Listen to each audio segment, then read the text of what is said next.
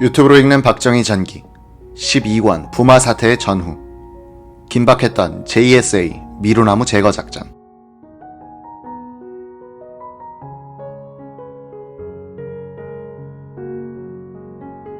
이날 밤 박 대통령은 이런 일기를 남겼다.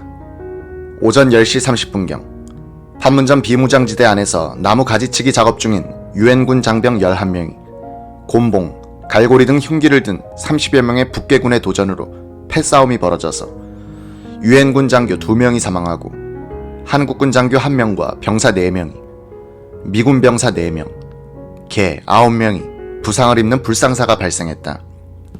전쟁 미치광이 김일성 도당들의 이 야만적인 행위에 분노를 참을 길이 없다. 모카 스리랑카 수도 콜롬보에서 개최 중인 비동맹 회의에서 주한미군 철수를 위한 정치 선전에 광분하고 있는 북괴가 정치적으로 이용하기 위한 하나의 계획적인 만행이라는 것은 분명한 사실이다.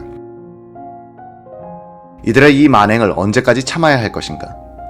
하룻강아지 법무서운 줄 모르는 이들의 이 만행을 언젠가는 고쳐주기 위한 철퇴가 내려져야 할 것이다.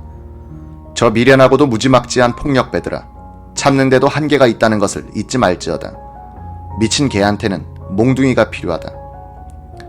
사건 다음 날인 8월 19일 오전 청와대에서 대책회의가 열렸다. 서종철 국방장관, 노재현 합참의장, 스틸웰 유엔군 사령관, 김정년 비서실장, 최광수 의전수석은 통역으로 참석했다. 이 회의에서 박 대통령은 대화 내내 차분하고 사려 깊었으며 긍정적 태도를 보였다고 스틸웰은 워싱턴에 보고했다. 박 대통령은 이런 요지의 발언을 했다고 한다. 북한 측에 사과 배상, 재발 방지 등 최대한으로 강력한 항의를 전달해야겠지만 나 자신도 이것이 통할 것이라고 기대하지는 않는다. 북한에 교훈을 주기 위해 적절한 군사적 대응 조치를 하되 화력을 사용하는 것에는 반대다. 그 다음날 스틸웰 유엔군 사령관은 청와대로 와서 오전 11시부터 45분간 박 대통령에게 워싱턴에서 결정된 보복 계획을 보고했다. 미군이 공동경비구역으로 들어가서 문제의 미루나무를 잘라버린다. 만약 이때 북한군이 대응 공격을 한다면 우리도 즉각 무력으로 대응하여 휴전선을 넘어 개성을 탈환하고 연백평야 깊숙이 진격하여 수도에 대한 서부전선의 근접성을 해결한다 라고 스틸웰 사령관이 보고했다고 한다.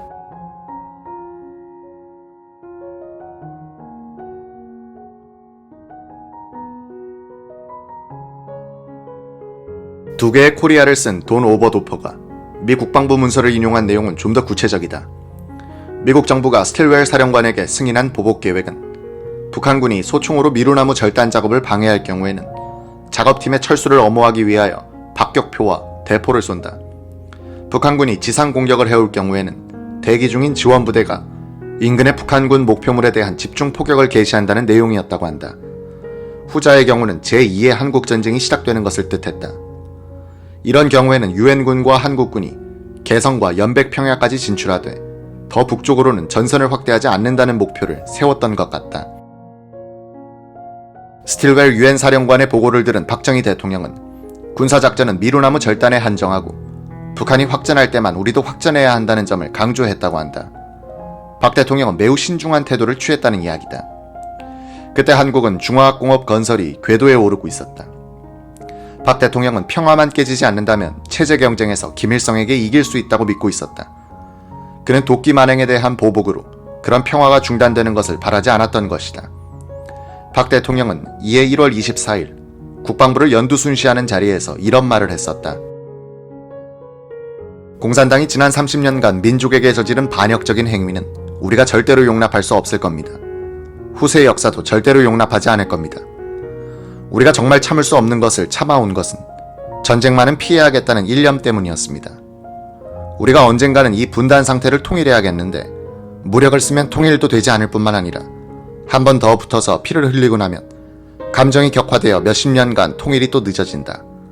그러니 통일은 좀 늦어지더라도 평화적으로 해야 한다고 우리가 참을 수 없는 그 모든 것을 참아온 겁니다.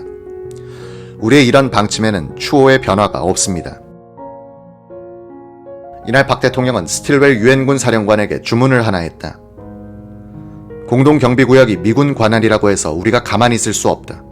미군 지휘관을 제외하고 절단 작업, 경호, 근접 지원 등 제1선 업무는 한국군이 맡고 미군은 제2선을 맡도록 했으면 한다. 1976년 8월 21일 오전 4시쯤 미 2사단 내 RC-4 체육관, 한국 공수부대원으로 구성된 특공대원 64명이 출동을 기다리고 있었다. 박희도 여단장은 특공대 장교들을 불러놓고 이렇게 지시했다. 일단 교전이 붙으면 누가 먼저 발포했느냐는 문제가 안 된다. 교전 결과가 중요하다. 일단 우리 편에 피해가 없어야 한다. 적의 공격이 예상되면 그 즉시 선제 기습이 이뤄지도록 특공대장 이하 간부들이 즉각 조치하라. 내가 현장에서 직접 지휘할 수 없는 상황이니까 특공대장의 판단하에 움직여라. 결과에 대한 책임은 모두 내가 진다. 박희도 여단장은 무기를 숨겨가라고 지시했다. 방탄조끼를 입고 계급이 없는 철모를 쓴 특공대원들은 몽둥이만을 든 채 트럭 3대에 나눠 탔다. 방탄조끼 안에는 권총과 수류탄이 숨겨져 있었다. 이러한 무장은 공동경비구역 내의 규정과 스틸웰 사령관의 비무장 지시와는 배치되는 것이었다. 한국 특공대 병력이 공동경비구역으로 가는 전진기지인 키티오크 캠프에 도착한 것은 잠시 후였다. 이날 오전 7시 한미 호송 차량 23대가 북한 측의 사전 통보 없이 공동경비구역으로 진입했다. 미군 공병대원 16명은 전기톱과 도끼로 미루라문을 베어내기 시작했다. 공동경비구역 안에 북한이 멋대로 설치한 2개의 바리케이드도 철거했다. 한국군 특공대가 이 작업을 엄호했다. 하늘에는 미군 보부형이 탄 20대의 범용 헬기와 7대의 코브라 공격용 헬기가 굉음을 내면서 선회 중이었다. 상공에서는 B-52 전폭기 편대가 한미 전투기의 엄호를 받으며 선회하고 있었다. 오산에는 중무장한 F-111 편대가 대기 중이었다. 해상에는 미드웨이 항공모함 전대, 판문점 가까운 전선에는 한미 보병, 포병이 방화쇠를 만지고 있었다. 미루나무 절단 작업이 시작된 직후 유엔군 측은 당직 장교를 통해 북한 측에 메시지를 전달했다. 유엔사 작업반은 8월 21일 JSA 안에 들어간다. 그것은 지난 8월 18일 당신네 경비병들의 도발로 마무리 짓지 못한 작업을 평화적으로 완료하기 위해서다. 우리 측 작업반은 유엔사 초소 사이를 가로막고 있는 나무를 베어낼 것이다. 작업반은 임무가 끝나는 대로 JSA에서 철수할 것이다. 이 작업반이 아무런 도발을 받지 않는 한 어떤 문제도 없을 것이다.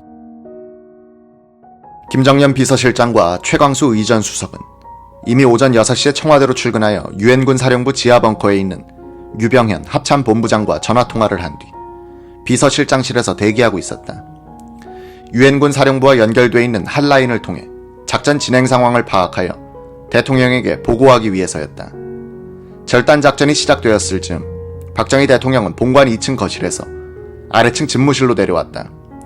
김정년 실장과 최광수 수석은 유엔군 사령부에서 보고가 들어오기만을 초조하게 기다렸다. 첫 번째 보고는 지금 작업반이 들어가 미루나무를 베고 있다였다. 최광수 수석이 집무실로 가 박정희 대통령에게 이 내용을 보고했다. 최 수석은 작전이 끝난 오전 7시 55분까지 두 번 더 대통령 집무실로 들어갔다. 오전 7시 22분쯤 적 200여 명이 돌아오지 않는 다리 방향으로 오고 있다라는 보고가 들어왔을 때 적이 다리를 넘어오지는 않고 사진만 찍고 돌아갔다라는 보고가 들어왔을 때였다. 이날 전방의 북한군 부대 통신을 감청한 미군은 그들은 겁을 먹고 있었다고 평했다. 돌아오지 않는 다리.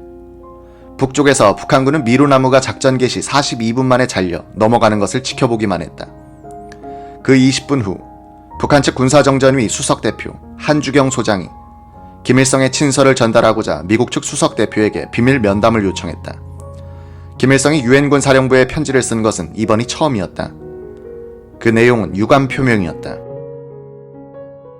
미국 측은 이를 사과로 받아들였다. 절단 작전이 끝난 뒤 김정년 실장은 최종 보고를 하러 대통령 집무실로 들어갔다.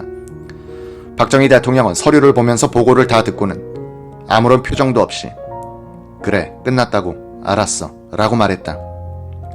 얼마가 지난 뒤 김정년 실장은 박정희 대통령의 인터폰을 받았다.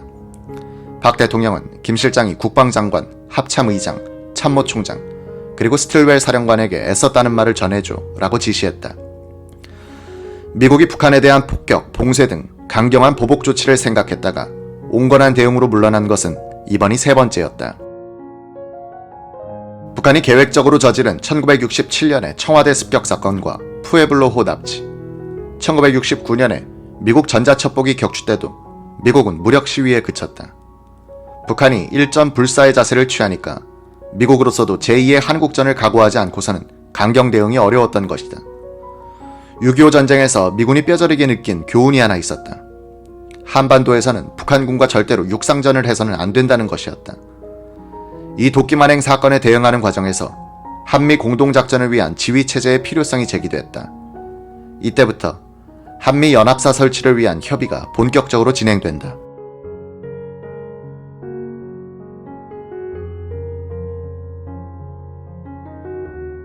(1976년 9월 7일) 오후 3시 20분쯤 대변인실을 통해 박 대통령이 직접 선우연 공보비서관을 찾았다. 그는 아침에 가벼운 셔츠 차림으로 나왔기에 당황하더니 김영두 행정관의 흰 와이셔츠를 빌려 갈아입고 서둘러 본관으로 달려갔다. 안경을 쓰고 책상에서 서류를 읽고 있던 박 대통령은 반가이 그를 맞았다. 박 대통령은 회의용 테이블 쪽으로 자리를 옮기더니 고생 많은 줄 내가 알고 있어. 추석은 지내야지 라는 말과 함께 봉투를 주었다. 박 대통령은 모교인 구미국민학교에 과학실을 지어달라는 부탁을 받고는 선우 씨에게 계획을 추진하라고 얼마 전에 지시한 적이 있었는데 그가 올린 과학실 건립계획서를 보고 있던 중이었다. 박 대통령은 보고서를 일일이 체크한 다음 이렇게 말했다. 이 계획서 가지고는 충분치 않아. 좀 더 면밀한 계획을 세워서 모범이 되는 과학실을 만들어 주도록 하게. 그러시다면 서울의 성동공고가 우수한 공업고등학교인 만큼 그곳 기술 담당 교사와 협의하여 재검토한 후 빈틈없이 짜도록 하겠습니다. 성동공고도 좋지. 그보다 정수직업 훈련한 사람들을 불러서 물어보는 것도 좋지 않을까. 그런 다음 필요한 기계와 부속품은 서울에서 충분히 사서 운반하여 설치해주고 이성조 교육감과도 의논해서 모범적인 교습장을 만들도록 모든 책임을 지고 완성하도록 해. 현재 있는 금호 공고에서 기술 지원을 받도록 하고 이왕 구미에 내려가거든 우리 선영을 좀 돌보고 오게. 산 중턱까지 지하수가 많아 지표에 물이 스며 나오는 것이 확인되거든. 땅 밑에 토관을 2개 정도 묻어서 배수로를 만들면 선영에 물이 배지 않을 거야. 박 대통령은 일일이 지도를 그리면서 설명해 주었다. 박 대통령은 상이역 묘소로 가는 길에 대해서 궁금해했다. 묘소 앞까지 차 진입로가 완성됐습니다. 그래, 누가 했지? 외아들 준홍씨가 했습니다. 다음에 고향에 내려가면 한번 들러봐야지. 내가 제일 존경하는 형님이었는데. 그간 차가 들어가지 못해서 아쉬웠는데 이제는 직접 가볼 수 있게 됐구만.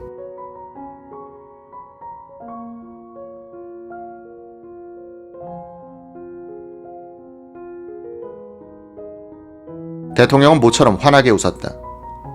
그러면서 구미국민학교 사진 몇 장을 꺼내 보여주었다. 전에는 이 자리에 보잘것없는 교사만 있었는데 이제는 강당도 세웠구만. 애들 옷 좀 봐. 내가 다닐 때는 후줄근한 한복들만 입었었는데 지금은 옷들도 잘 입고 있어. 여기 좀 봐. 이 사진에서 내가 세어봐도 선생님들이 36명이나 되잖아. 참 훌륭하게 발전했구만. 제가 알아본 바로는 교사가 47명에 학생은 2,700명이었습니다. 내가 다닐 때는 남선생님 5인가 6분에 여선생님은 2분밖에 안 계셨고 학급도 한 학년에 하나뿐이었어. 각하가 최고의 의장 당시에 구미 상공을 지나면서 쓰신 편지를 보통학교 동창인 당시 면장이 갖고 계시더군요. 장월상이 말이지. 허허허, 그 친구 큰소리 잘 치지. 참, 그리고 이성조 교육감은 내 대구사범 동기생이야. 대통령의 얘기는 자신의 생일로 옮아갔다. 대통령의 생일은 그때까지 9월 30일로 알려져 있었다. 해마다 이날 대통령은 인사도 받고 선물도 받으면서 그때마다 쑥스러워했다. 난 언제나 가짜 생일을 세고 있어. 일생 동안 진짜 생일을 지내본 적이 없어. 아버님이 출생신고를 하실 때 음력 생일을 그대로 적었거든. 선우 비서관이 말을 꺼냈다. 2년 전에 각하 생일을 알아보니 양력으로 11월 14일이었습니다. 그때부터 발표할 기회를 기다리다가 이번부터는 가깝게 욕먹을 각오하고 발표했습니다. 그래? 사실 내 생일이 정확하지 않았어. 양력 9월 30일이면 외국 원수들에게서 축전이 오는데 그에 거북하단 말이야. 그렇다고 이제 새삼스럽게 모든 나라의 경위를 정식적으로 통보하기도 멋졌고. 지시하실 필요 없습니다.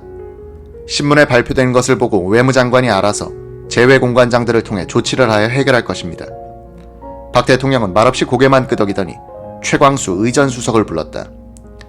생일 바꾸는 문제 말인데 선우는 국내를 맡고 최 비서관은 국외를 담당하되 공문이나 공식 통지는 하지 말도록 해요.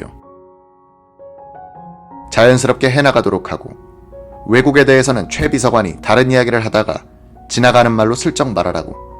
절대 법석 떨지 말고 해야 돼. 박 대통령은 시종 웃는 얼굴로 즐겁게 대화를 나눴다. 모교의 과학실 건립에 잔신경을 많이 썼던 박 대통령은 유경수 여사 추모 사업회과 기념관 건립을 추진하는 것은 중지시켰다. 이유는 아직 우리 주변에 어려운 사람들이 많고 독립운동기념관과 6.25 전쟁기념관도 없는데 비록 국가 예산으로 짓는 것이 아니라고 해도 지을 시기는 아니다 였다.